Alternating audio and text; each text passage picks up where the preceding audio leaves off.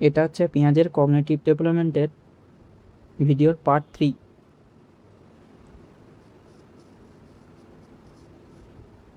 প্রথম পার্টে আমি আলোচনা করেছিলাম কগনিটিভ ডেভেলপমেন্ট জিনিসটা কী, পেঁয়াজের কগনিটিভ ডেভেলপমেন্টের স্কিমা কী আছে, অ্যাসিমিলেশন, অ্যাকোমোডেশন, অর্গানাইজেশন, এই টার্মগুলো কী সেগুলো জেনেছিলাম। আর দ্বিতীয় পার্টটাতে পেঁয়াজের কগনিটিভ ডেভেলপমেন্টের যে স্টেজগুলো সেইগুলো নিয়ে আমি আলোচনা করেছিলাম।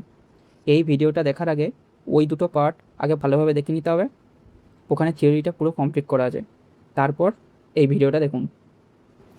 এই ভিডিওতে কতগুলো কি পয়েন্ট নিয়ে আলোচনা করব, যেগুলো পেডাগজির কোশ্চেনগুলো যেগুলো আসে সেই কোশ্চেনগুলো সলভ করতে আমাদের সুবিধা হবে।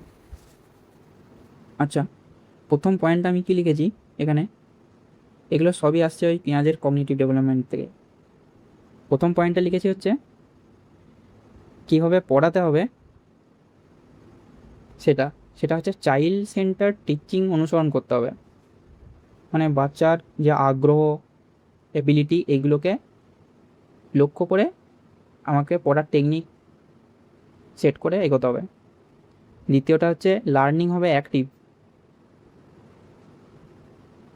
পেঁয়াজের কগনিটিভ ডেভেলপমেন্টে বলেছে যে শিশু নিজের জ্ঞান নিজেই নির্মাণ করে, অর্থাৎ এখানে শিশু হচ্ছে অ্যাক্টিভ।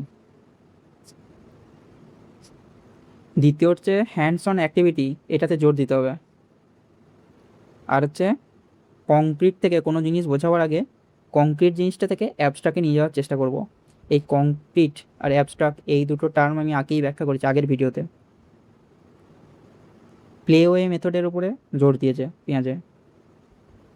পেঁয়াজের মতে হচ্ছে শিশু হচ্ছে লিটল সায়েন্টিস্ট, তাই ডিসকভারি লার্নিং এইটার উপরে জোর দিতে হবে। ভিজুয়াল ডিফারেন্সকে বিবেচনা করতে হবে। আর এজ ডেভেলপমেন্ট অনুযায়ী টিচিং স্টাইলটাকে ঠিক করতে হবে।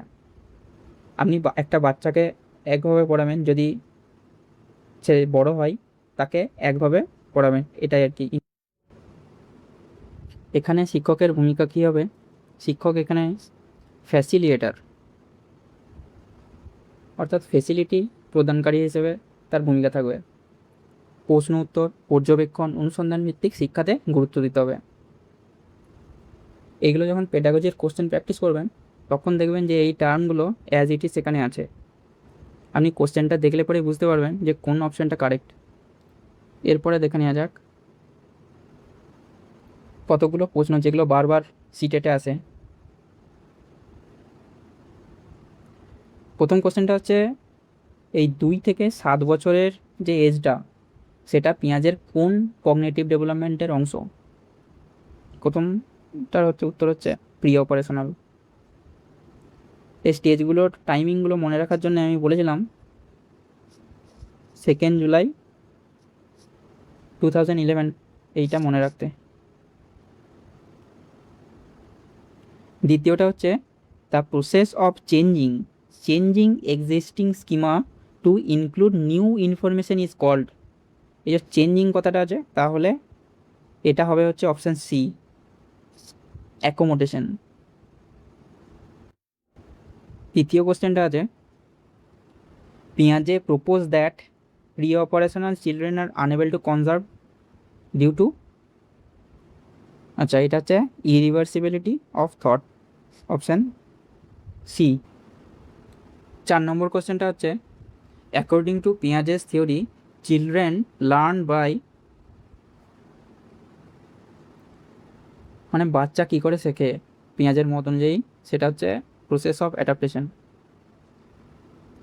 এই সমস্তটা আমি ভালো করে ব্যাখ্যা করে দিয়েছি। 5 নম্বর কোশ্চেনটা হচ্ছে in which stage infants think with eyes, year and hands. এটা হচ্ছে প্রথম স্টেজটা, এটা হচ্ছে সেন্সরি মোটরস। আচ্ছা, কগনিটিভ ডেভেলপমেন্টের সমস্ত থিওরিটা আজকে কমপ্লিট হলো, তার সাথে আমরা কোশ্চেন নিয়ে আলোচনা করলাম। পরবর্তী ভিডিওতে এইভাবেই অন্য কোনো টপিক নিয়ে কম সময়ে সম্পূর্ণ আলোচনা করার চেষ্টা করব। আজ এ পর্যন্তই।